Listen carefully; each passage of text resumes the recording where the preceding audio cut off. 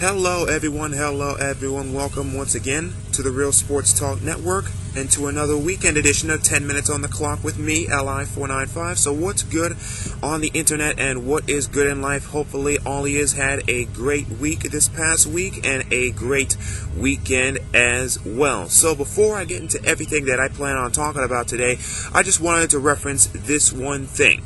Last night, the San Antonio Spurs beat the Los Angeles Lakers by a whopping score of 121-97 as well. Tim Duncan had 21 points in that game, and all of a sudden, he's not looking like an old man anymore. Now, all of a sudden, he's starting to look like a veteran. You know, it's a funny thing in sports media, and it's also a funny thing with us as sports fans. I guess I'm sort of guilty of this myself. But you know what? It's interesting how we love to phrase old people, like, 30, 40-year-old athletes. When they're not doing well, we call them old. When they are doing well, we call them veterans. And I know I'm sort of guilty of this as well, but I guess it's something that we just do in sports as fans, trying to rip on old athletes who seem like, they're all just washed up and everything, like they can't play anymore. And it's just something that we do. But I think that last night, everybody loves to talk about. You probably hear this phrase overused a lot. I hear it a lot. It gets overused in sports as well.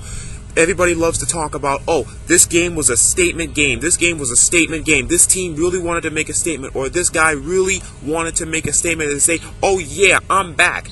I think last night's win over the Los Angeles Lakers, and given the margin that it was, I think last night's win was indeed a statement game for the Spurs because, they never get talked about. They never get the media press that maybe, the Chicago Bulls get, or maybe the Boston Celtics get, or the Miami Heat get, or the Oklahoma City Thunder get. They don't get all the press that all these other teams get. But look who happens to be now in the number one seed in the Western Conference, the San Antonio Spurs. They're back, and once again, while the Thunder and everybody else, sure, I think they're going to go to the Oklahoma City Thunder are going to go to the NBA Finals.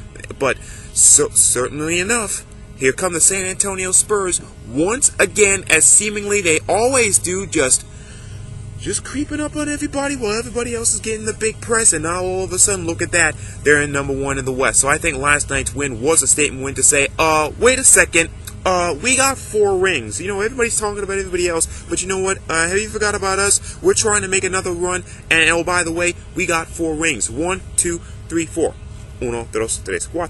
So certainly I think last night's win was a statement game for the San Antonio Spurs. Now, getting on to everything that I had planned to talk about today, and hopefully that I will actually keep this under 10 minutes, or at least at the 10-minute mark this time, I want to reference the NFL schedule and the releasing of the NFL schedule. The fact that the NFL schedule was released, and the fact that ESPN and NFL Network went all out and did 3-hour specials on this thing once again shows the power of the NFL, and that it is the sports league in the United States of America here. I'm not going to call it the national pastime because, in my opinion, I think that's disrespectful to baseball. I think that because, maybe that's something for me because I love to talk about how baseball is my number one sport, but it shows once again that the NFL is indeed our sporting juggernaut here in the US of A. The fact that ESPN does 3-hour specials on the scheduling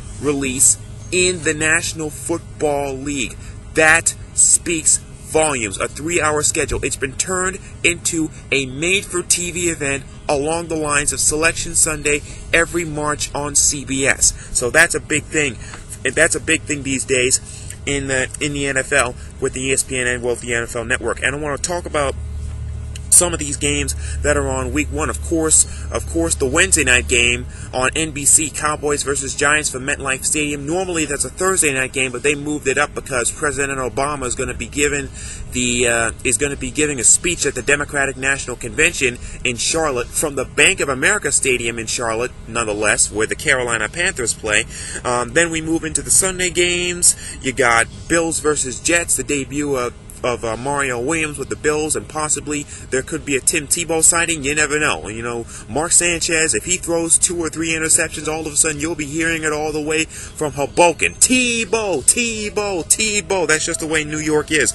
Jaguars, Vikings, and what I like to jokingly call the LA Bowl, because both of those teams, Jacksonville and Minneapolis, are both rumored to be on their way to Los Angeles, as well as, and I'm going to get into the Vikings situation in a little bit.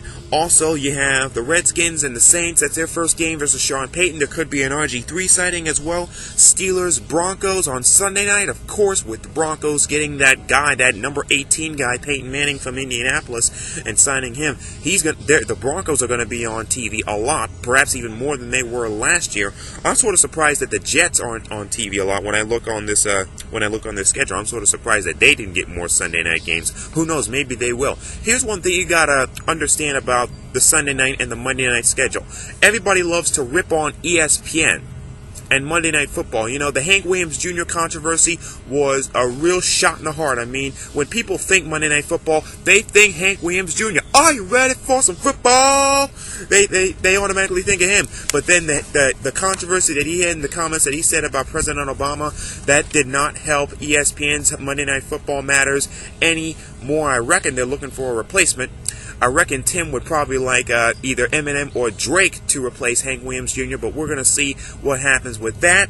And also, Sunday Night Football these days looks more and more and more like what Monday Night Football used to be when it was on ABC.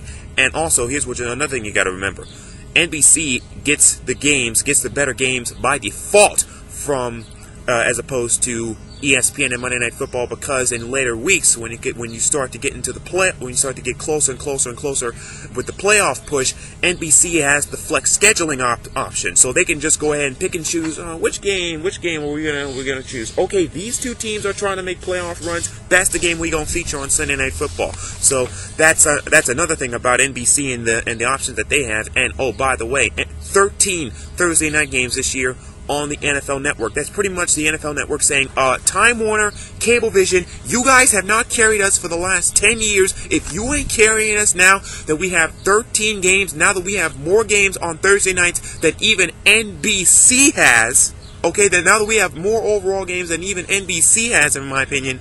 Well, maybe not NBC, but we almost have as many games as NBC. But on Thursday nights, something's wrong with you if you ain't carrying us right now. So I think NFL Network is sending a message to any cable companies that haven't carried them yet. Now, moving on, I want to talk about the Minnesota Vikings story. The Minnesota Vikings, they could be moving to Los Angeles because there is a huge debate over in the Minneapolis state legislature about should they finance a new stadium. Should the taxpayers of the state of Minnesota, should they be footing the bill? Should the city of Minneapolis foot the bill for a potential new stadium that would keep the Vikings in the state of Minnesota? Because there's already a report that perhaps Ziggy Wolf is already meeting with the mayor of Los Angeles. Roger Goodell was supposedly in Los Angeles already meeting with people from LA, because we know about the 2 proposed stadiums there. So it's a big mess. It would be a shame if the Minnesota Vikings did leave for Los Angeles in that sense. Remember, there was another team that also left Minneapolis